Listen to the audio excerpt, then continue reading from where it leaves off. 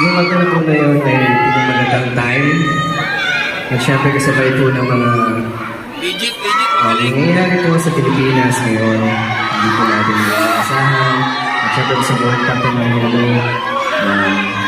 Perfect example po yung earthquake. Sana po ay safe lahat ng family nyo ngayon. Inaalay po namin yung kanta ng time. Para po sa mga pamilya nyo. Para po sa Well, yeah. Bukod sa gusto namin kayo pasalamatan, meron po kami gusto pasalamatan. Of course, we would like to thank 1Z Entertainment. Thank you. Make some noise for 1Z! Let's go! And of course, Live Nation Philippines. Thank you. Make some noise for Live Nation. And of course, DMW, OWA, and OFWs here in Rome. Maraming salamat. And of course, ang hindi namin makakalimutan, 18 Italy and the rest of 18 here in Europe. Maraming salamat po. All partners and the entire Filipino community behind Sama sa Roma, the production and the attendees for having us here in this special event. Again, thank you so much from the bottom of my heart. Maraming salamat po.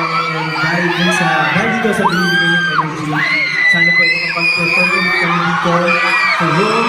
A real concert as the only concert of even the real countries or places here sa Europe. Sana po makapag-tour kami dito dahil ramdam namin yung support ninyo. And nakakatawa rin po to be here kasi yung Sama sa Roma is also we have the same goal to introduce and to empower yung Filipino culture, especially sa panahon ngayon.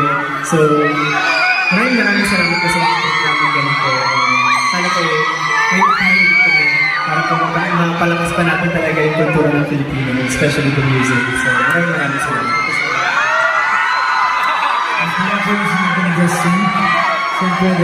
The theme of this year's Jubilee is Pilgrims of Hope.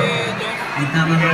Pag kami sumayaw, lahat kayo sasayaw, lahat kayo kakanta. Okay lang po ba yun? Kapag hindi kayo nag-enjoy at pumarty, titigil po kami mag-perform. Okay?